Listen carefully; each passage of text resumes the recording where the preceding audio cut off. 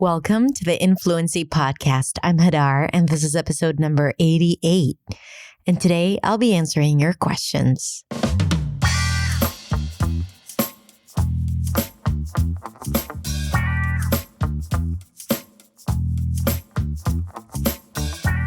Hey, welcome to the Influency Podcast. Welcome back. Thank you for coming. Thank you for being here. As I recorded the intro, I just said, welcome to the Influency Podcast. I had this jittery feeling in me because it's been a while since I recorded a full podcast, just me speaking to the mic. So as you know, if you've been listening to my podcast, a lot of the episodes that I share are episodes where I share with you the audio of my YouTube video, which means I deliver my lesson or my episode to the camera. And then I share it with you on the podcast as well. And I know that a lot of you love listening to my lessons in a form of a podcast. I told you many times before, I'm a podcast kind of girl. So podcasts for me are the real deal. But I haven't recorded a full podcast in a while. So as I was preparing for it, I got really, really excited because you know that it's very different for me.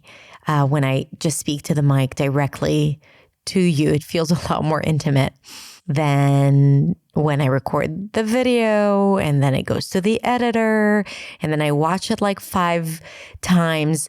And I'll share with you a little secret. I do not like watching my videos. I'm like recording a video or recording a podcast, done. Passing it over to someone else. I don't need to hear it again. I know what I said there. I was the one saying it, right? Why do I need to watch it? Of course I do, because sometimes there are parts that I want to take out but in the podcast, it's a lot freer because it's really like a real conversation. So, hi. Welcome back, Hadar. Anyway, today, what I have for you is really exciting, and I've been meaning to do that in a while. It's just that I've had so many other things to talk about, but I don't know if you know that, but on my website, there is a button that says Ask Hadar. And there you can submit your questions, and I'm going to be answering those questions on the pod. So first of all, if you don't know that, I'm going to link to it in the description so you can submit your question for the next episode I record.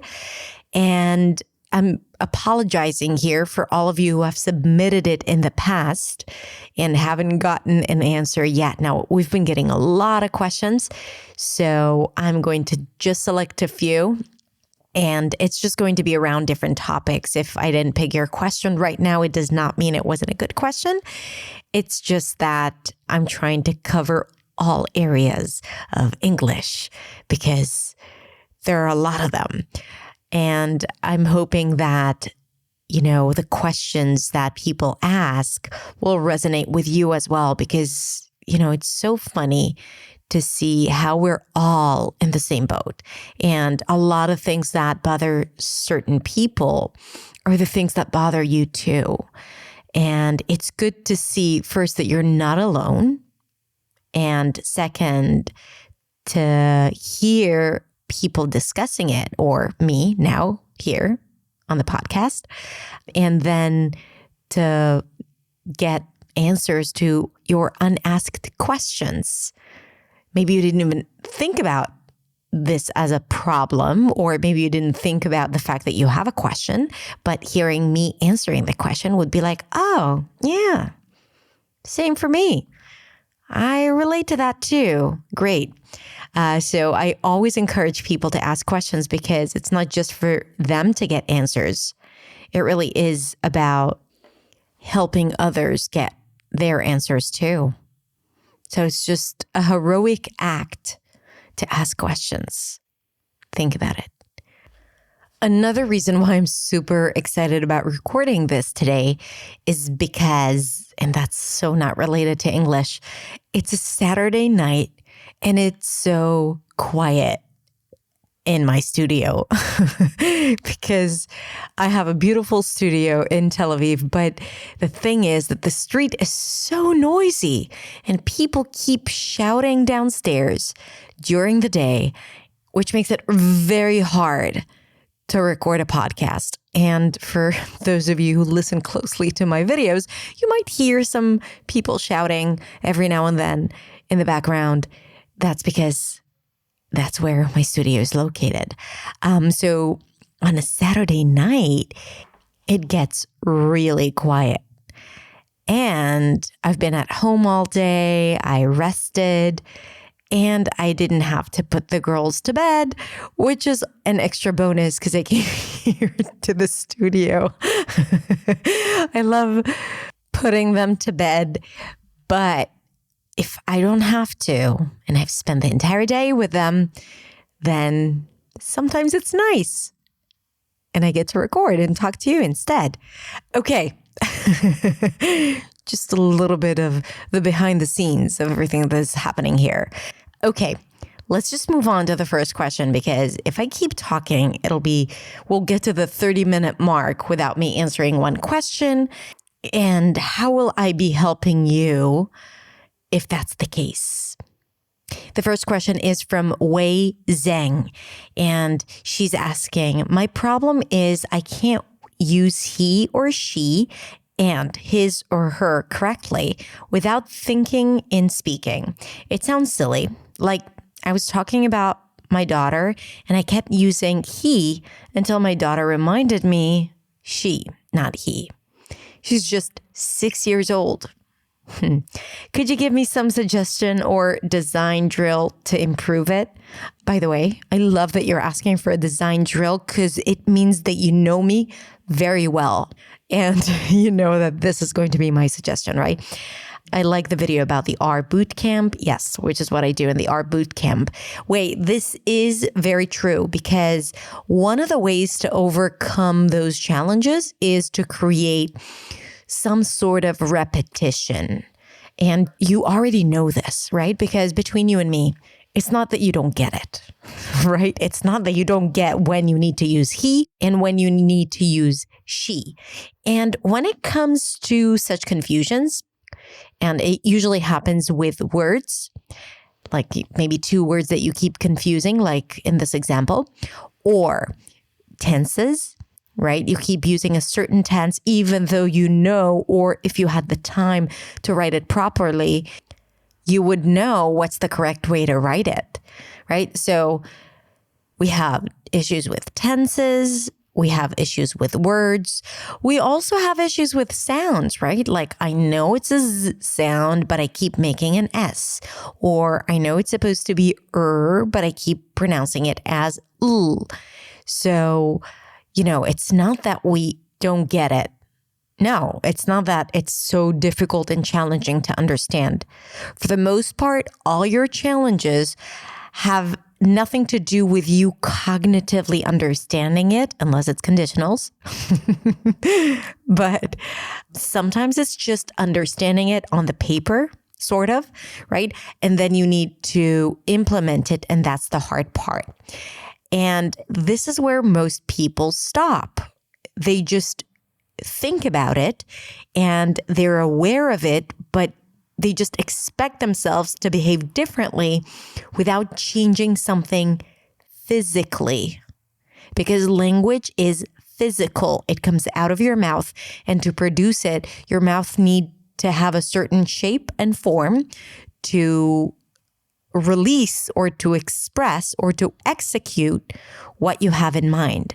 And usually when there is a gap between the English that you know and the English that you speak, it has to do with the orders your brain gives your mouth, and also your ability or the ability of the mouth to produce those sounds or those words, or to repeat those grammatical structures.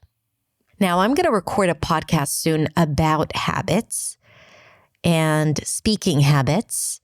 So it's not just about the learning habits, it's also about the speaking habits. And to me, grammar mistakes, vocabulary mistakes, they're just habits. And if we treat them like habits, which means things that you're used to doing and you want to change that because it would serve you better, things that you're doing and your body is so used to it, and that's like how you go on autopilot. So if we treat it like habits rather than, oh, my English sucks. Oh, I'm horrible at learning languages. Oh, I have this thing with vocabulary. I have this thing with grammar where I just can't get it and grasp it. It's not, don't tell yourself those stories. I'm sorry to burst your bubble, but it's as simple as habits. You're just used to saying it a certain way. And to develop a new way of saying it, you have to train your muscles in your mouth and to create those connections between the thought and the physical activity of creating the words or sounds or sentences.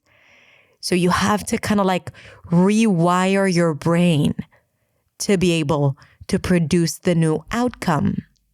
So, Wei, what I would do is, first of all, and I treat all of it like pronunciation because I see that it has been very effective in the years that I've been teaching pronunciation. And I just apply that onto learning pretty much everything else. And that's why I created the sprints, because the sprints are those drills. And I'm going to link to them in the show notes if you don't know what the sprints are. And the sprints are drills of certain sounds, words, and grammatical structures that show up in a repetitive way, and they're high volume, really quick.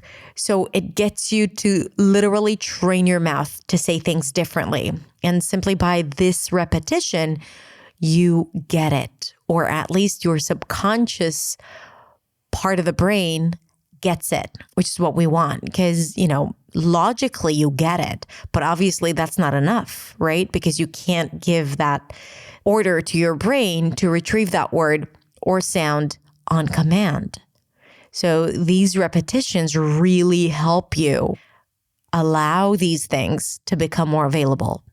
So just like I would tell a student that confuses S and Z, I would say, first of all, I want you to just sit down and go between he and she back and forth. And I'm using he and she because that's what Wei is struggling with. But for everyone else listening, you must have a pair of words or a pair of sounds that you struggle with. So I want you to do the same thing with the things that you struggle with. So you take those two words and you start going back and forth between the two. He, she, he, she, he, she, he, she. So, and you need to do it for like 3 to 5 minutes. That's how you get started. First of all, to create this distinction between the two words in your brain and be intentional about it. So I want you to sit down and do this back and forth, he, she. And every time you say he, visualize a guy. And every time you say she, visualize a woman. Because if you want to teach yourself something, you want to use visualizations, because the subconscious part of the brain, which is what we need to be able to make these changes, words are not enough. We need imageries, right? We need feelings to be able to really allow things to sink in. So I want you to visualize it and shift between he and she again and again and again. He, she, he, she, he, she, he, she, he, she, and slow down and visualize it. He, she. So it really requires your concentration. And then I want you to create 20 short phrases for he and 20 short phrases for she, or with the word she and he. What do I mean by short phrases? That you do it on one breath, like up to 5 words or 6 words, but not more than that. Why? Because you want to do it on one breath and really quickly and go from one to the other, to the other, to the other. He's a good guy. He told me that himself. He's over there. And then you do the same thing for she, and you drill those exercises. Ideally, you can even record them for yourself and just play it when you have time and drill it, right? So, and every time you do it, visualize the person. And just by the fact of you using these two words so often, that will develop awareness and more command when you use these two words. You simply don't use them enough. And when you do, you're unaware. So as a result, you don't know if you did something right or not. So I would, first of all, do that. And you can do the same thing with his and her. I have a feeling that mastering these two words will be a byproduct of the first exercise, but I wouldn't trust it. So I probably would recommend for you to do the same thing. His, her, his, hers, his, hers, his, hers, his, hers. And then create 20 phrases for each and drill them. And then, there is a then, right? It's not enough. And then you want to record yourself speaking freely. And you want to deliberately talk about, let's say, your daughter or your friend or someone. I mean, gender has to be involved. So you can talk about him, her, he, and she. Like we need to be certain that you'd be using this. And you want to talk about that and be intentional about how you use he and she. So every time you say it, a lot of times it happens because we don't think about these words. We don't think about pronouns before we use them. That's another reason. It's not like one of those big fat words that are nouns or verbs or adjectives that we very clearly know what they are. No, pronouns are just fillers for us, and we don't put a lot of emphasis on those words. So I want you to be intentional about how you are speaking and using it. And then as a bonus practice, you don't have to do it, but it's great. If you have a conversation with someone, or if you just want to record yourself speaking freely about something, again, you want to talk about people. So you use him and hers and he and she. Then you don't have to think about it, but you want to record yourself and then listen to your recording and see if anything changes. And if not, keep doing the same thing. I think that would be the most effective way for you to actually see results that last, because that's how we change habits. And it's not easy. It's not going to be like this one thing that you do and like, oh, okay, that's it. It's gone. Because as I said, you know these things, but your mouth refuses to. So you just need to train it and leave it no other choice but to use it correctly. So I hope it helps, Wei. And please do this exercise. And for anyone else listening, if you do have a pair of words that you struggle with, do the same thing and let me know if it helps. Okay, moving on to the next question. The next question is a pronunciation question by Tomoko Nakayama. And the question is, how do you pronounce year? It's so hard to pronounce year. My year sounds like ear, and I keep practicing it. Okay, so this is a very common challenge for many, many speakers. And here's the thing. The word ear is the foundation of the word year. So to say year, you do want to have the word ear inside of it. So basically what it means that if you're saying ear, then it means that you're like 98% there. All you need to do is add something small at the beginning. And that something is the y sound. Y. Now you know how to make the y sound because it exists in the word yes. And I have worked with many, many different speakers. A lot of them struggle with year, but I don't think I've ever come across someone that cannot pronounce the y sound in isolation, especially if I ask them to say it in the word yes. Sometimes it's replaced with j, jess, but that's a different conversation. But still, even those people, Spanish speakers in particular, have no problem pronouncing y separately. So I'm assuming that you'll be able to pronounce yes. And if you're able to pronounce yes, Now we want to isolate it into just the beginning sound, which is yeah. Now what happens here, I always like to add a little bit more clarity around what the tongue is doing. For some people it works. For others, it's just, why are you bothering me with all this information? So for the yes, the back of the tongue, or the body of the tongue actually, moves up and almost touches the upper palate in a way that makes you feel all these tingly vibrations. It's very close to G, but the tongue is moving more towards the back for this one. Yeah. Do you hear the vibrations that are created? Yes. I'm exaggerating it a bit, but I want you to do it with me. Yes. Now, once you are able to recognize what it is that you're doing at the beginning of the word yes, then instead of going into S, yes, you're tricking your brain into thinking that you're about to say yes, but then instead you're going into ear, which you already know how to pronounce. Year. Again, year. Yes.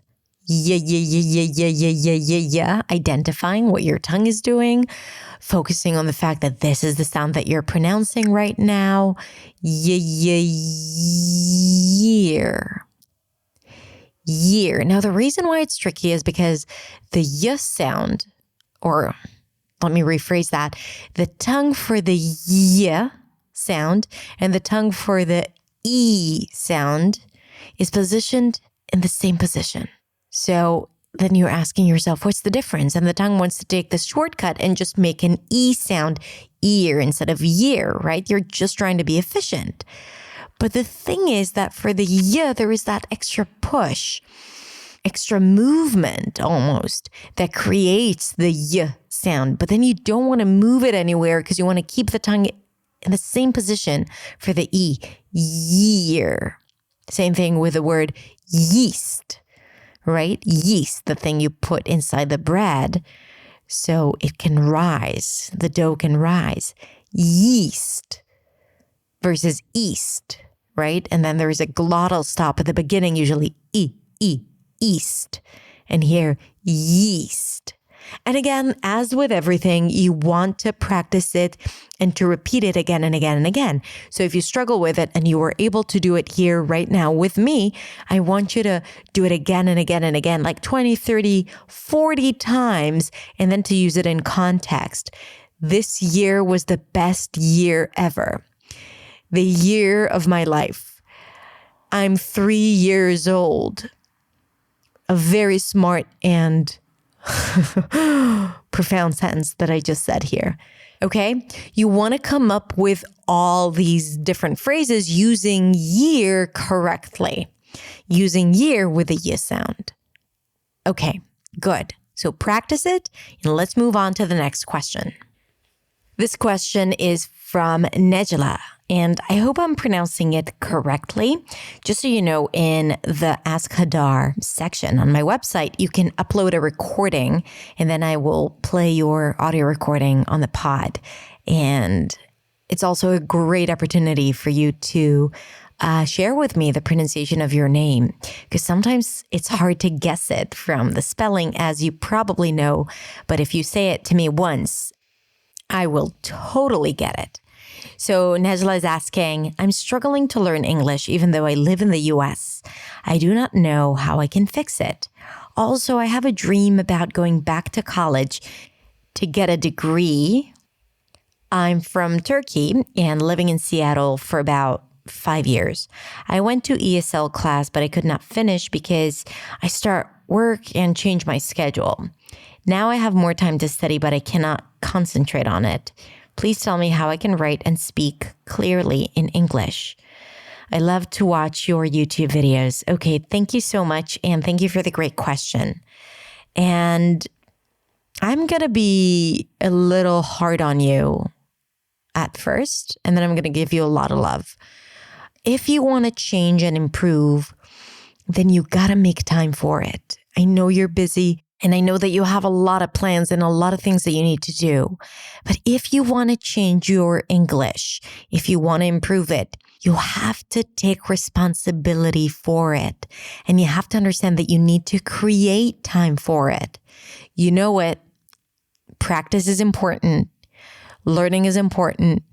And it's not going to happen on its own. Now, you could do it on your own, but you need to have a plan. You need to commit to practicing every single day or every other day, even if it's just 10 minutes, but you got to make it consistent because you want to make it a habit of yours. So, I understand that things happen, but this is really the result of the place that you are at right now, which is unsatisfied with where you're at. And again, I know that you're thinking, okay, live in the US, so I should be able to just, speak English. But sometimes when we are in an environment when we need to speak English, we get into this survival mode and we just do the bare minimum to succeed and to survive. And we don't have that part where we push ourselves to get out of our comfort zone to actually grow and reach a breakthrough.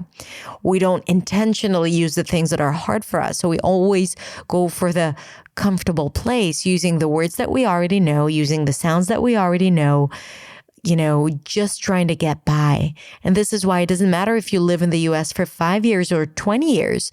If you don't challenge yourself and if you don't learn something and try to apply it right away, then it's going to be very hard for you, very, very hard for you to see results, to feel the difference.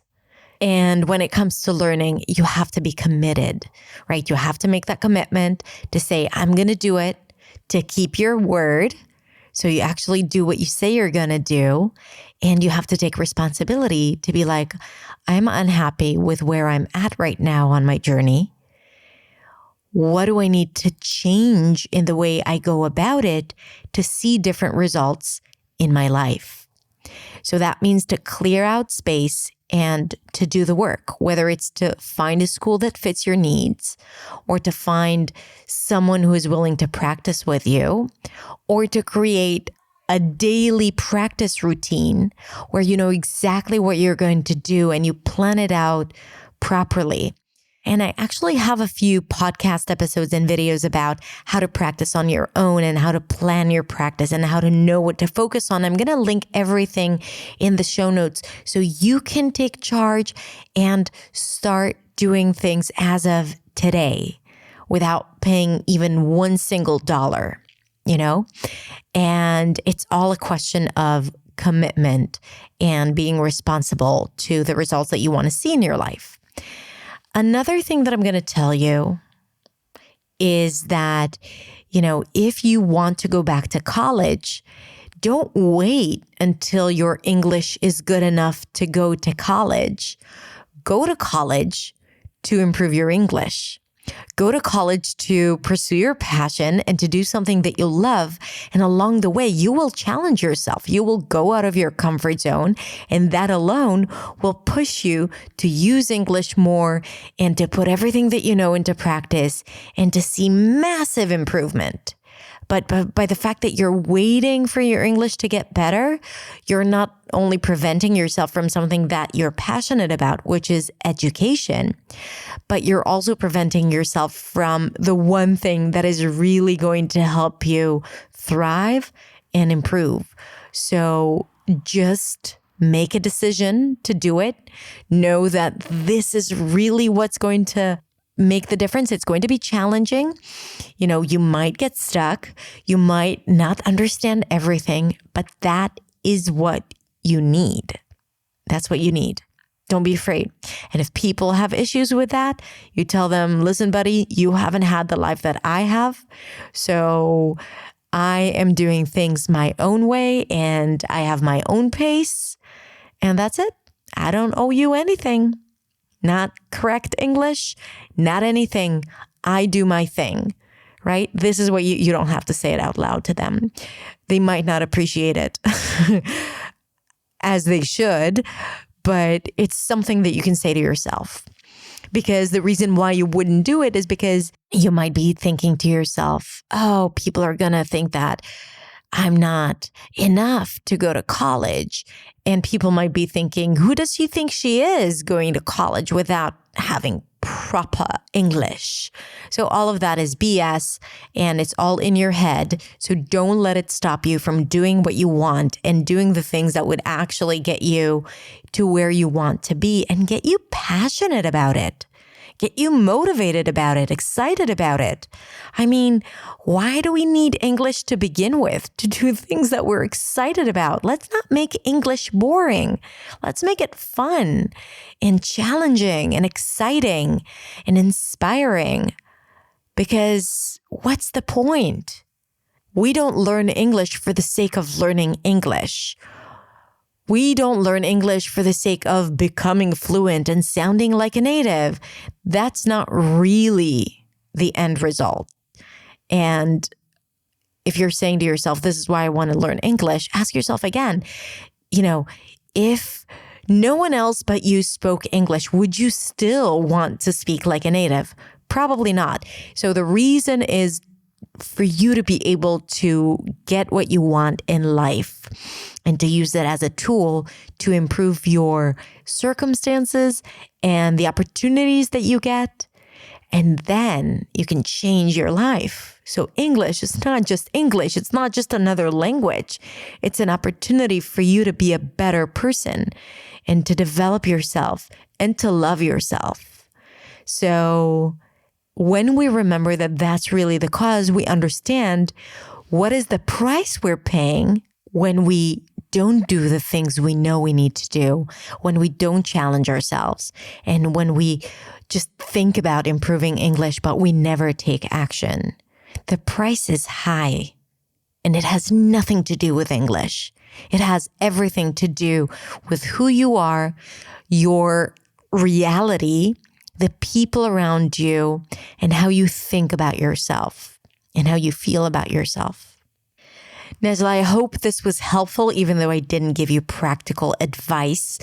I think learning how to learn and finding the internal motivation is so much more important than the tactics.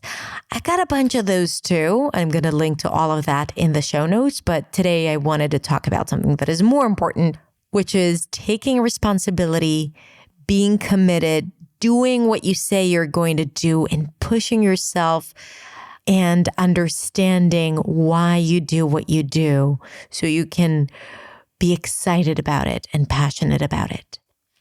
Okay, that's it. Thank you so much for tuning in. We've got a lot of other questions that I'm going to be answering on a different episode. But for now, I hope you enjoyed it. And now that kind of like inspired you to go to my website and ask your questions. And don't be shy. Record a message for me so I can hear your lovely voice. And if you like this podcast, then subscribe on your favorite platform. Just look for the Influency Podcast and subscribe. And if you feel courageous, you can even rate and review the podcast. That would be really helpful because that way I can actually reach more people who might need to hear this message as well. Not this specific message, but my general message about English and life and love and Saturday evenings. Okay, my friends, thank you so much for being here, and I will catch you next time on the Influency Podcast. Bye.